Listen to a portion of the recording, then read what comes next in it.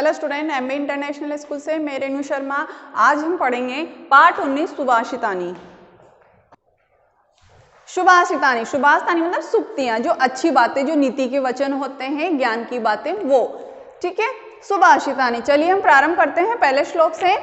आलसस्य कुतो विद्या, अविद्यस्य कुतो धनम, अधनस्य कुतो मित्रम, मित्रस्य कुतो सुखम। इसमें विद्या की महिमा के बारे में बताया गया है। देखिए, विद्या नहीं है तो उसको, इस इंसान को कुछ भी प्राप्त नहीं हो सकता, वो तुच्छ प्राणी है। देखिए, आलस्य से कुतो विद्या, जो आलसी व्यक्ति होता है उसको विद्या कहाँ से प्राप्त होगी? तो विद्या प्राप्त करने के लिए भी उसको परिश्रम करना पड़ेगा, मेहनत करनी पड़ेगी। आलस्य को विद्या कहाँ, अविद्या से कुतो धनम। और जिसके पास विद्या नहीं है, जो अनपढ़ व्यक्ति है, उसको धन कहाँ से प्राप्त होगा? जब विद्या होगी तभी तो वो धन प्राप्त कर सकेगा उसके माध्यम से। और अधन से कुतो मित्रम, और बिना धन के मित्र कहाँ से होगा? कहा जाता है कि अगर आपके पास धन है, पैसा है, तो आपके सगे संबंधी मित्र बन जाते हो। अगर आपके पास कुछ नहीं है, पैसा नहीं है, आप गरीब है, निर्धन है, तो आपके कोई मित्र नहीं है। अमित्र से कुतो सुखम, और मनुष्य के जीवन में अगर मित्र नहीं है, एक सच्चे मित्र नहीं है, तो फिर उसको सुख कहाँ से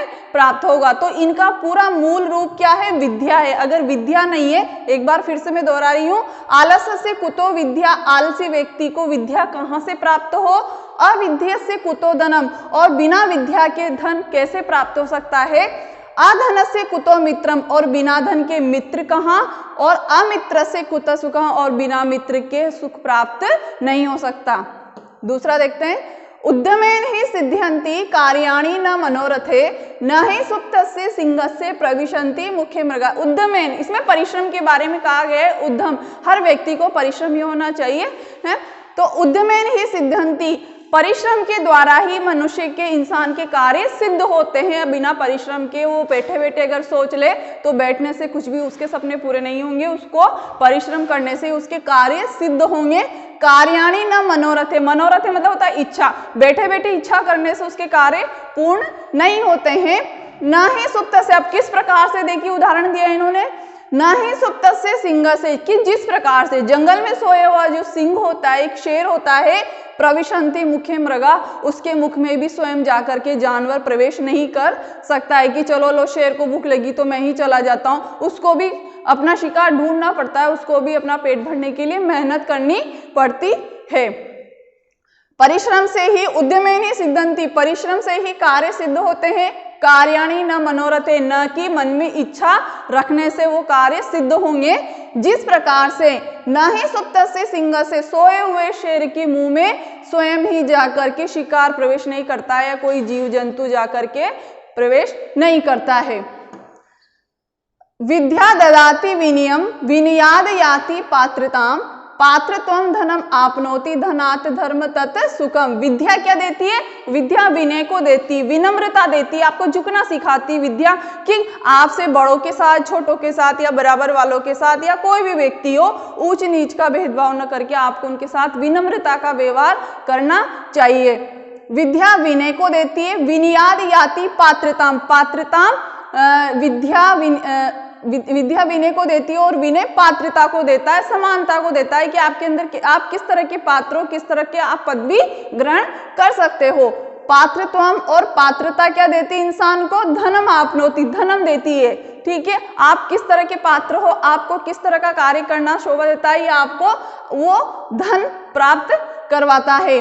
धनात् धर्मम तत्सुखम, और धन ही धर्म और सुख की प्राप्ति का साधन होता है। विद्या विनय को देती है, विनय पात्रता को देती है। पात्रत्वम धनम आपनोति, और पात्रता जो होती है व्यक्ति को धन प्राप्त करवाती है, और धनी मनुष्य को धर्म और सुख की प्राप्ति करवाता है। अगला देखते हैं, काव्य शास्त्र विनोदेन कालो यच्छति धीमताम, व्यसेन ही मूर्खाणाम निद्रया कलहेन वा।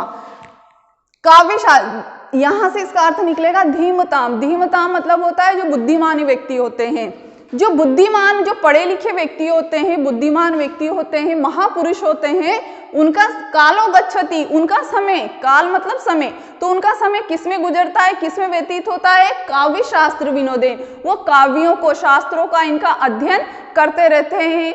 तो काव्य और शास्त्रों का अध्ययन करने में ही जो बुद्धिमान व्यक्ति होते हैं, पढ़ने में, अच्छी अच्छी किताबों का ज्ञान प्राप्त करने में उनका समय उसमें ही व्यतीत होता है। परंतु वैसे ही नहीं मूर्खाणाम, लेकिन जो मूर्ख व्यक्ति होते हैं, कपटी व्यक्ति होते हैं, कलह कराने वाले व्यक्ति होते हैं, उनका समय किसमें गुजरता है? निद्रा और कलह में, कि मैं कैसे उसमें कलह कराऊं, लड़ाई कराऊं और सोने में। मूर्ख व्यक्तियों का समय निद्रा और कलह कराने में ही व्यतीत होता है। नरस्य आभरणम रूपम, आभरण मतलब होता है यहाँ पर आभूषण। नरस्य आभरणम रूपम, रूपस्य आभरणम गुण, गुणस्य आभरणम ज्ञानम, ज्ञानस्य आभरणम क्षमा। देखिए, नरस्य रूपणम, मनुष्य, जो मनुष्य है, व्यक्ति है, उसका आभूषण क्या है? रूप। रंग रूप के आधार पर भी हम व्यक्ति को बाहर का जो उसका रंग रूप होता है उसी के आधार पर हम ये करते हैं कि वो कैसा इंसान है, सुंदर है या कुरूप है। ठीक है, तो मनुष्य का जो आभूषण है वो रूप है। रूपस्य आभरणम गुणम, लेकिन रूप का आभूषण क्या है? गुण है। मान लो कोई भी किसी भी रंग का व्यक्ति, अगर उसके अंदर गुण सही नहीं है, अवगुण है, तो फिर वो व्यक्ति, कोई मतलब नहीं उस व्यक्ति के रंग रूप का।